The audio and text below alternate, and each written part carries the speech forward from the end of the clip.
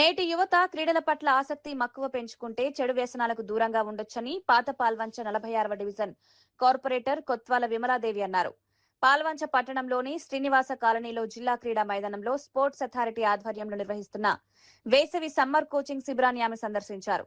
ఈ సందర్భంగా క్రీడాకారులతో మాట్లాడిన విమలాదేవి కోచింగ్ క్యాంపులను సద్వినియోగం చేసుకుని కఠోర సాధన చేయాలని సూచించారు. జాతీయ స్థాయిలో గుర్తింపు సాధించే లక్ష్యంతో కృషి చేయాలని యువ క్రీడాకారులను అందించారు. క్రీడలు శారీరక మానసిక వికాసానికి ఎంతో దోహదపడతాయని చెప్పారు. ఈ సందర్భంగా క్రీడాకారులకు ఉత్తమ శిక్షణ అందిస్తున్న కోచ్లను శాల్వాలతో సత్కరించారు. పంపించడం చాలా హ్యాపీగా అనిపిస్తుంది.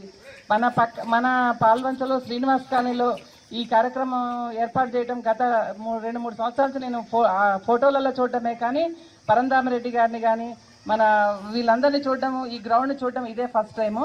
ఇక్కడ ఆడే కబీర్ కూడా మాకు ఎప్పటి నుంచో పరిచయం. తను కూడా మంచి స్పోర్ట్స్ మ్యాన్. ఇలాంటి కార్యక్రమాలు ఇంకా ఎన్నో నిర్వహించాలి, ఇంకా డెవలప్ చేయాలి. అందరి సహకారంతో మహేంద్ర గారు ఇంకా డెవలప్ చేస్తారని, పరంధామరెడ్డి గారి సహకారంతో, వై వెంకటేశ్వర గారి సహకారంతో చేస్తారని ఆశిస్తున్నాను. ఇక్కడ కలెక్టర్ గారి గురించి చెప్పాలంటే జితేష్ పాటిల్ గారు ఈ రంగంలోనే కాదు అందరినీ అన్ని విషయాల్లో కూడా ప్రోత్సహించే మనిషి. అలాంటి కలెక్టర్ మన పాల్వంచి వెళ్ళిపోవడం చాలా బాధాకరంగా మాకు అనిపించింది. ఇళ్లలో ఉన్న హౌస్ వైఫ్లకి. ఇప్పుడంటే నేను కార్పొరేటర్ అయ్యాను. హౌస్ వైఫ్లకు కూడా అతన్ని చేసే కార్యక్రమాలను మేము ప్రతిదీ అబ్జర్వ్ చేసేవాళ్ళము. చాలా మంచిగా అనిపించింది.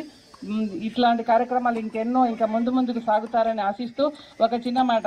మహేంద్ర గారు మాకు ఎప్పటి నుంచో చిన్నప్పటి నుంచి మా అన్నయ్య మహిధర్ వీళ్ళిద్దరు కూడా అన్నదమ్ములు. చిన్నప్పటి నుంచి మేము చూసేవాళ్ళం. ఇప్పుడు అన్నయ్య ఇక్కడ వచ్చి ఇక్కడ కార్యక్రమం పెట్టడం, మన సొంతూరుకి ఇంత డెవలప్ చెయ్యాలి అని అందరు వెళ్ళిపోతుంటారు. ఇక్కడ రిటైర్డ్ అయిపోయిన హైదరాబాద్ వెళ్ళిపోయి సెటిల్ అవుదామా, అక్కడ వెళ్ళి సెటిల్ అవుదామా అన్న ఆలోచనలో ఉంటారు. సొంత ఊరికి ఏదైనా చెయ్యాలని తపనతోటి చేయడం చాలా సంతోషంగా అనిపించింది. ఇక ఎప్పుడైనా రిటైర్డ్ ఉద్యోగులు ఉన్న ఊరికి చేస్తారు.